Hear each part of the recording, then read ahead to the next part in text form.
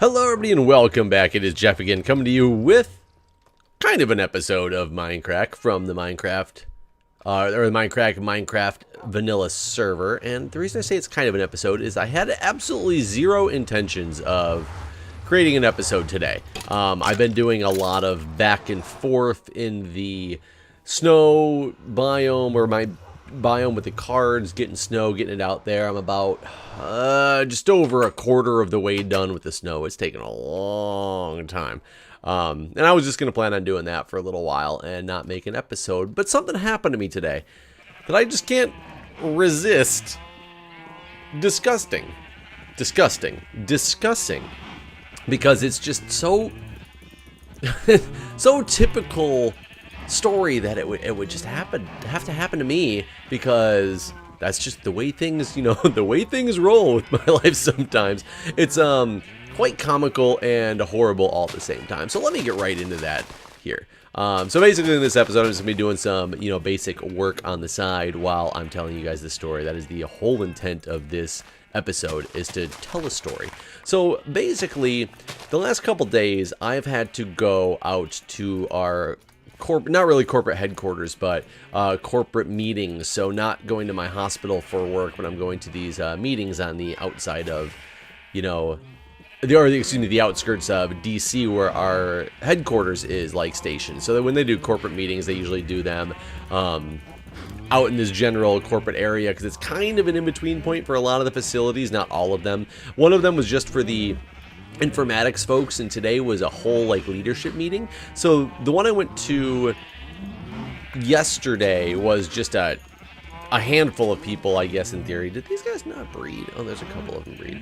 It was just a handful of folks, 20-25 people, amongst the corporation. So that's, not a crazy amount of people or anything like that, but decent amount. Today was more of a large scale meeting. There was probably about 120 to 150 of the leadership from around my corporation. So a pretty big showing of pretty high ranking officials from my organization. No big deal. I've been in those situations before. That stuff doesn't bother me at all. As I can hang with the best of them and all that stuff. Not a big deal at all. Here's the thing. So it was 8 solid hours of sitting in one room at one of the hotels in the area. So they rent, one of the big, conference rooms or ballrooms or whatever you want to call them.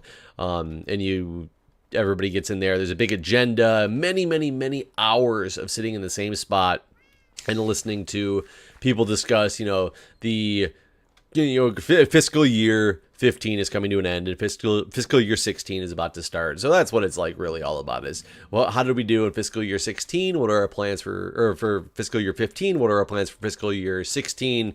All that fun stuff when you're in, corporation, whatever. The concept of what the meeting was about is irrelevant. It was just the fact of all these people that were there. Oh, look, he fell in. No, I'm just kidding. It was the fact of all these people that were there and what ensued. So basically, coming up near the end of the day, probably, 6 hours in, about 2 hours left to go. So, coming up near the end of the day, but not quite at the end of the day. There was a lot of different people getting up and giving talks on their little committees and what their plans are for the year and things like that, and what they've done so far with the year and all that fun stuff that people need to talk about. So there was a lot of people getting up and down in succession to get up on the stage, which is only about 2 feet off the ground. Maybe there's a staircase to the side that gets you up there. Some people are just not using the staircase and just stepping up onto it from the other side, depending on where they were sitting and how they were coming up to the stage and things like that. So people are getting up and down. They're all doing about 2 to 3 minute little presentations about their little group real quick. And it gets to a point where they call this one group of people up. And there's 2 people that are coming up to do the presentation for them. And one of the people, not being mean by any stretch of the imagination, but, you know, is not exactly what you'd call the most in shape, a little bit, I mean, a middle-aged woman, a little bit bigger, short, bigger, just like that general look, not, you know, not morbidly obese, nothing like that, just, you know, not one of the, you know, skinny, easy, athletic, you know, type of people. I'm just trying to set the mood here. And she tries to get up on stage. And she's getting up from the area where she's not actually using the staircase. She tried to step up about the 2 feet from the side. And I was sitting about 2 tables back. So it was all these circular tables and stuff that were in the area that were all sitting around. And they go all the way to the back of the hall. But I'm quite near the front. I'm about 2 tables back from the stage. And right by the side that she starts to get up on. And as she puts one foot up, and she starts to lift up onto the stage, and you can tell she like loses her balance and kind of tips forward onto her knee. So she's kind of halfway balancing on the stage on her knees, and her one leg is obviously like given out, that she's trying to like put it back under her and stand up. But have you ever had that happen when you lose your balance momentarily, even though it looks like you're in a perfectly good position, like she's got one knee on the ground or on the stage and one foot on the stage, and it looks like she's in a perfectly good position, but as she's trying to get up, you can tell that she's shaking and isn't able to just like get her feet back under her. And I'm sure you guys have had that happen to you before. It's a relatively, you know, common occurrence. It looks like this normal position, but it's not quite this normal position. Either way, she finally gets enough of her footing to start standing up on the stage, but she didn't have quite enough to have the balance, and she tumbled straight behind the stage. And I mean, it was just like, from my perspective, for when I was so close and just watching this all happen, it was like it was in slow motion. Luckily, there was no wall back there, but also unluckily, it's one of those conference rooms that they can put that dividing wall in between, but instead of just putting a dividing wall in between, right next to the dividing wall, what they do is they put up a curtain. So there's a curtain kind of about a foot forward from the dividing wall that runs across the entire room, and then the stage. So if you're looking at it, it looks like the whole back of this room is just one big curtain. So it gives it a better look than that, you know, divider wall that you pull in and out or whatever. But we don't know at the time, when she's slow motion tumbling headfirst toward this wall. I have no idea if it's directly up against the wall, if she's about to just smack her head into this thing, if she's going to go tumbling through and there's like a, you know, 5-foot abyss back there. Who knows? Maybe it's like an orchestra pit back there. She's about ready to tumble down into a 2-foot, you know, 2 to 6 foot pit behind the stage. Nobody knows at this time. So, of course, as she's tumbling in slow motion in everybody's mind, you know, the whole audience is kind of like, you know, one of those type of scenarios. And people get up and instantly, you know, they start running up there to try to help her real quick. And from my perspective, I'm far enough away that I'm not going to be the first person there to go help her. But I'm close enough to be able to see everything perfectly happening. So my first reaction, I just see all these people go running up there, and I'm like, okay, obviously there's plenty of people up there. If anybody more goes up there, it's going to just be like a hindrance, and people are going to get in the way, is all that's going to happen if more people start to go up there. I'm just going to kind of watch and wait and see if there's any other type of assistance that's needed. And like I said, I'm one of like 130 people in this room at this time. So she doesn't go back far. She ends up somehow, and I'm not even quite sure how it happened, but somehow she ends up to where she's on, like, within seconds of tumbling through, and it looked like she did like a Superman dive through the door. I swear to God, it was like this amazing like movie action sequence it looked like going on. But as she's tumbling, she somehow ends up on the ground with her butt. Basically, it looks like she's sitting with her legs just underneath the stage and looking out from the back of the stage. I'm like doing all these hand motions and pointing, and obviously you guys can't see that at all. But it looks like she's sitting behind the stage and with her feet like just under the stage, like she just pulled up to it like it was a table that she was going to put something on and, you know, start doing some work on it or something like that. So hopefully I'm describing that right. So it looked like a perfectly natural position, just obviously not where you'd be giving like a speech from a podium or something like that. And the first thing out of her mouth is she smiles, she gives out a little bit of a chuckle and goes, well, that didn't work too well, now did it? And she says it just like that. So I, at this point, am like, for one, there's a sense of relief that goes over me because I know that, you know, okay, good, she's fine, obviously, she's, you know, making a joke about this and everything, she's smiling, she's, you know, not hurt, she's taking it in good spirit or whatever, because some people, even if they're not hurt, they're just going to get so embarrassed, they will just, like, not say a word, or they'll kind of hide their face, or they'll, you know, might even start crying and run out of the room. Like, you know, you never know what somebody's going to do in that situation. Embarrassment can drive a lot of people to do some, you know, take some very weird actions in situations they otherwise would not. Either way, kind of a sigh of relief goes over myself because I realize that, you know, she's fine and all this stuff. And just the way she says it, and she's like kind of giggling right now. I'm sure part of it was from embarrassment and part of it was because she was kind of just, you know, trying to shake it off. And she, you know, she says, well, that didn't work very well, now did it? With this smile on her face.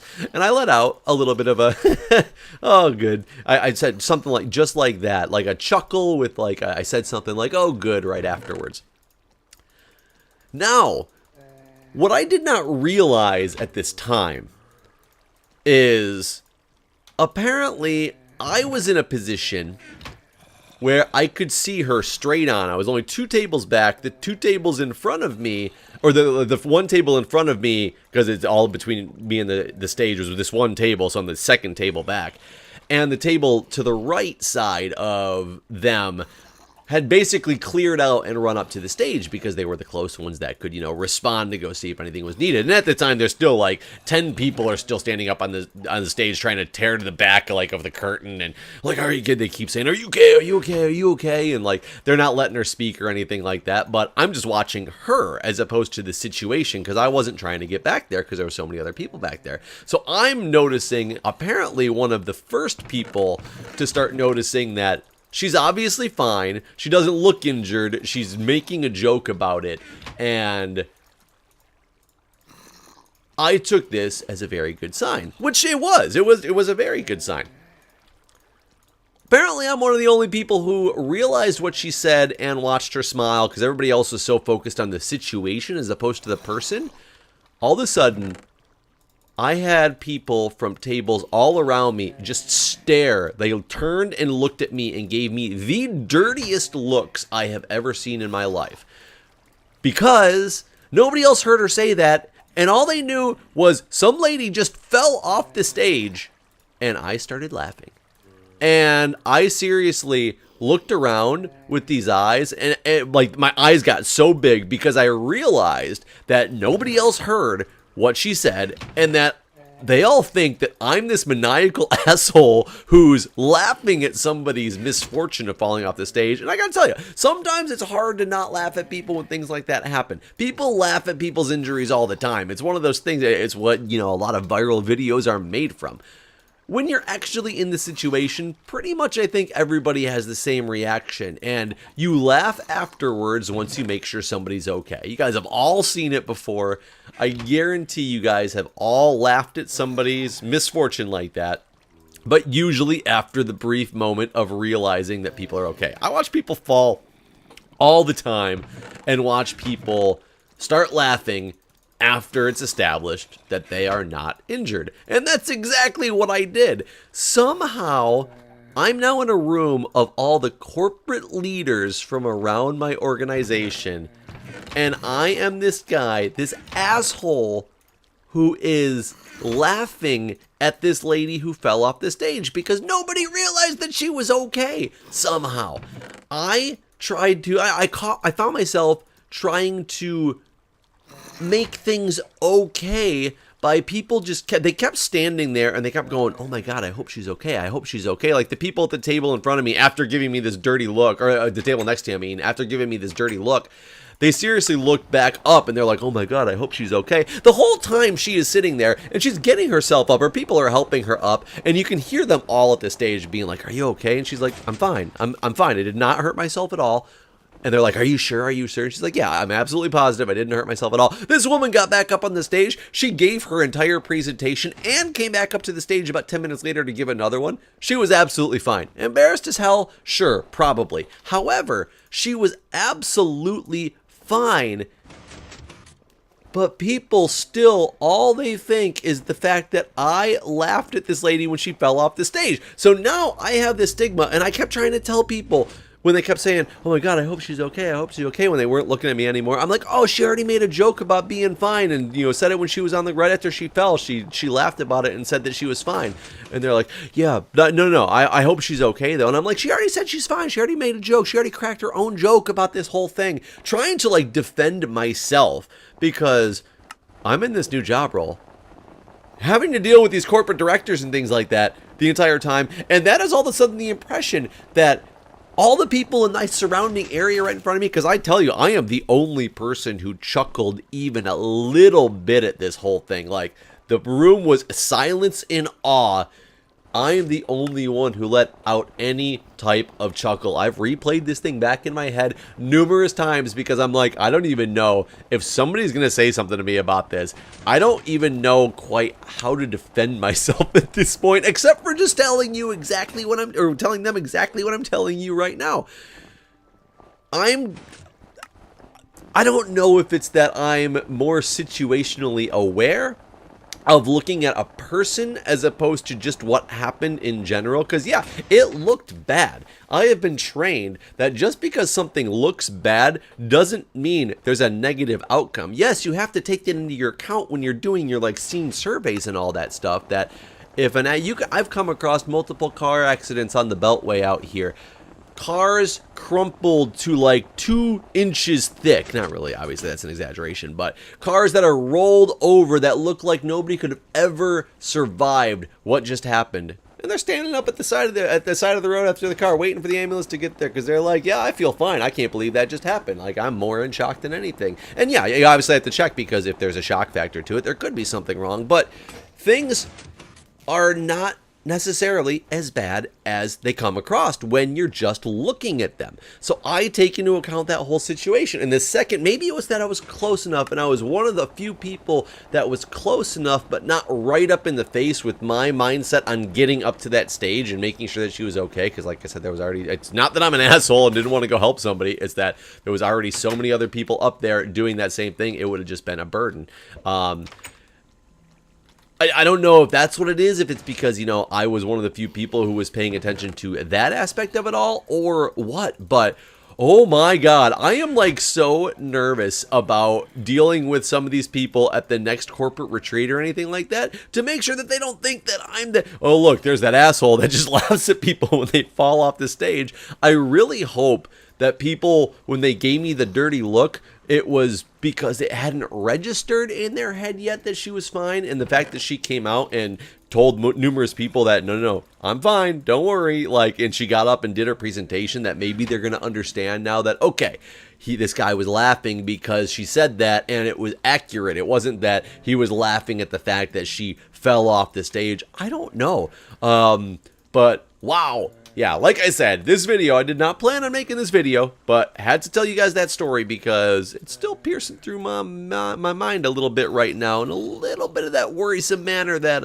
I'm looked at as this horrible person. And it's so bad when you make those impressions on people, especially when you're new in this role. Can you imagine if you work for a company and you get like a new CEO or something like that, or somebody buys the company, or somebody comes in and takes over as your boss, and on the first day, your boss, you're walking in the hallway, you trip on something, you fall down, you break your leg in the middle of the hallway, and the boss's first reaction is, you fell. You guys would probably be a little bit upset. And that's not the impression that I wanted to make to these people. I think it'll be fine. I think it'll be fine. I keep telling myself that. I think it will be fine. If I think it, it must be true, right? Right?